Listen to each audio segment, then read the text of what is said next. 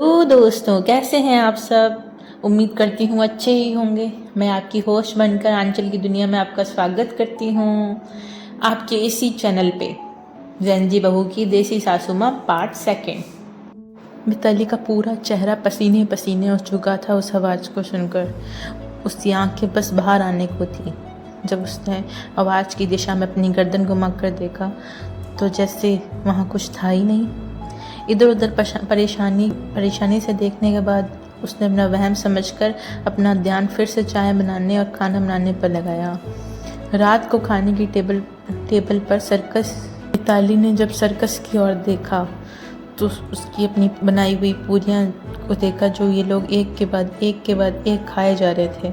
वैसे मैंने अभी तक आपको बताया नहीं कि सर्कस की फ़ौज आरव की फ़ौज में उसकी भाभी, उसके भैया और उसके 3 बच्चे दीप, रणदीप और कुलदीप थे, जिनकी उम्र यही कोई 15, 14, 13 साल थी। पर खाना तो वो अपनी माँ की तरह ही खा रहे थे। माँ मतलब यामिनी की तरह। एक पल को तो मिताली ने पूरे परिवार पर एक सरसरी नज़र डाली। सबका शरीर और बनावट अलग अलग ही मानी जा सकती थी। आरव जो एक अच्छे शरीर का मालिक था, हमेशा नप्पा तोला खाना खाने वाला, उससे तो ये चीज़ बहुत पहले ही समझ आ गई थी। वैसे उसके ससुर जी यानी दिलपाल जी, जिनकी चमड़ी बुढ़ापे की तरफ इशारा कर रही थी, और वहीं थे उसके जेठ, बिल्कुल यामिनी के उलट एक पतला सा दुबला सा शरीर लिए हुए। यामिनी एक औसत शक्ल की मोटापे से धनी औरत।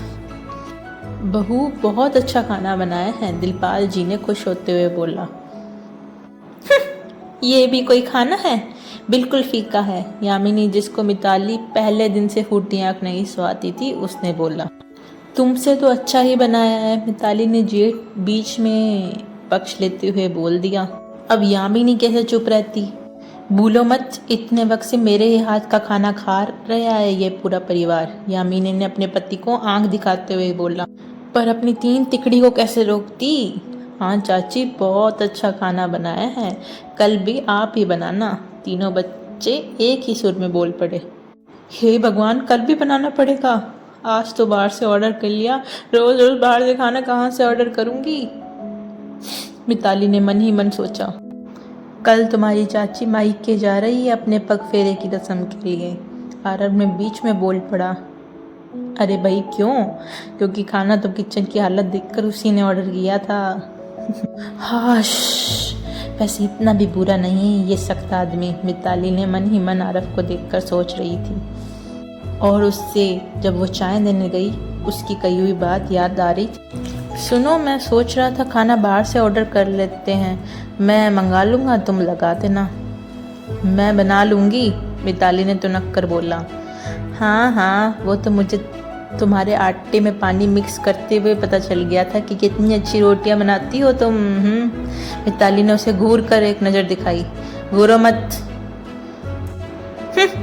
गोरा बिल्ला कहीं का, मिताली ने मन ही मन सोच के उसे 4-5 गालियाँ दे दी।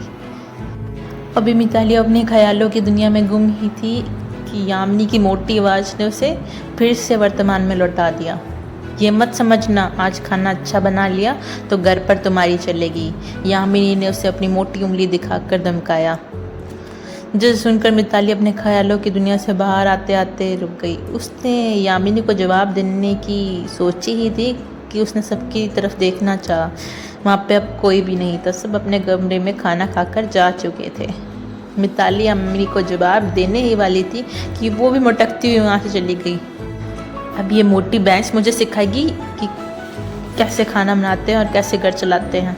मिताली ने फिर अपने मन ही मन में अपने जेठानी मतलब यामिनी को 4-5 गालियाँ दे ही दी।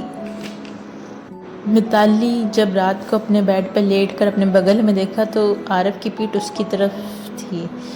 मिताली को यामिनी की बातें याद आ रही थी, जिससे उसे महसूस हुआ कि ये घर उसके लिए कितना पराया है, जिससे उसे अपने पापा की बहुत याद आ रही थी। मिट्ठू, ओ मिट्ठू, उठ जा बेटा। दीपक सोलंकी अपने कमरे से बेटी कमरे की ओर जाते हुए बोल रहे थे। उनकी बेटी मिताली अब कॉलेज के 3रे साल में थी। कमरे का दरवाजा हल्का सा खुलता है। भीतर सूरज की किरणें पर्दे से छन कर बिखरी हुई थी, लेकिन मिताली, उसके कानों में तो मानो दुनिया की कोई भी आवाज जानने को तैयार नहीं थी। ना अलार्म, ना पापा की पुकार, कुछ भी असर नहीं कर रहा था। दीपक सोलंकी दरवाजे पे खड़े होकर मुस्कुराए। लगता है इसे उठाने के लिए पूरी तोप दागनी पड़ेगी। मिट्ठू, ओ मिट्ठू, उठ जा बेटा, वरना आज फिर तेरे कॉलेज की बस निकल जाएगी। दीपक सोलंकी ने फिर से उसे पुकारा। दीपक ने फिर अपना सर खुजाया जब मिताली उसके कानों में फिर जू नहीं रहेंगी। ठीक है, अब प्लान बी लेकर आता हूँ। वो किचन से स्टील का ग्लास और चम्मच उठा लाए और कमरे के दरवाजे पर खड़े होकर जोर से डम ढम ढम बजा दिया। पूरा घर गूंज गया। मिताली नींद में कुसमुसाई। पापा, ये बैंड बाजा क्यों बजा रहे हो? बारात लेके जा रहे हो क्या? दीपक हंस पड़े। हाँ, ते नींद की बारात है जिसे आज विदा करना ही पड़ेगा। मिताली ने तकिया दबाकर कहा। प्लीज़ पापा, 5 मिनट और प्लीज़। दीपक ने बहुत चढ़ाई। बस बेटा तेरे 5 मिनट सरकार की जल्दी वाली योजनाओं में शामिल होने वाले हैं, दोनों कभी पूरी नहीं होती हैं। मिताली आधी नींद में आंखें मलते हुए बोली। आए हाय पापा, यार प्लीज़ सोने दो।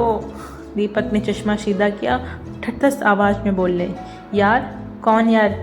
मैं बाप हूँ तेरा, वो भी रियल वाला, जन्म प्रमाण पत्र में देख लेना।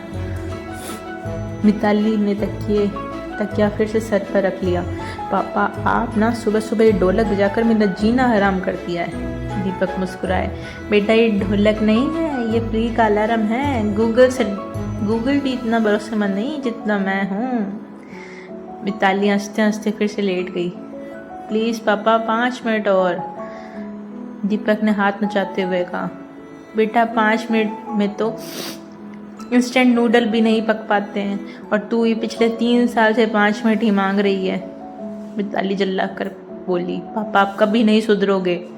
दीपक तुरंत हाथ बांधकर फिल्मी अंदाज में बोले। बेटा, बाप हूँ, बाप। मिताली ने तकिया फेंकते हुए कहा। तो मैंने कब कहा आप शाहरुख खान हो? ड्रामा उनसे भी ज़्यादा करते हो।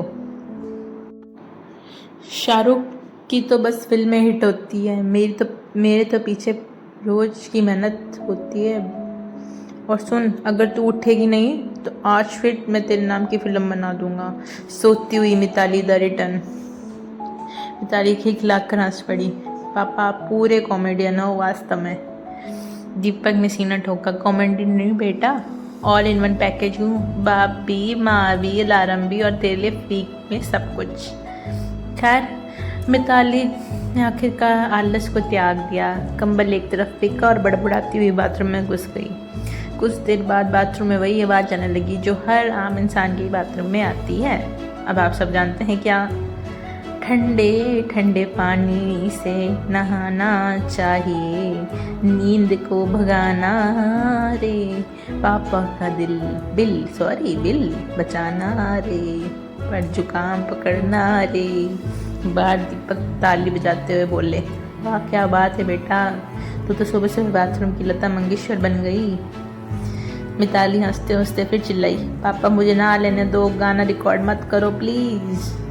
मिताली परांठा चबाते हुए बोल रही थी। यार पापा, आप बड़े ही खराब हो।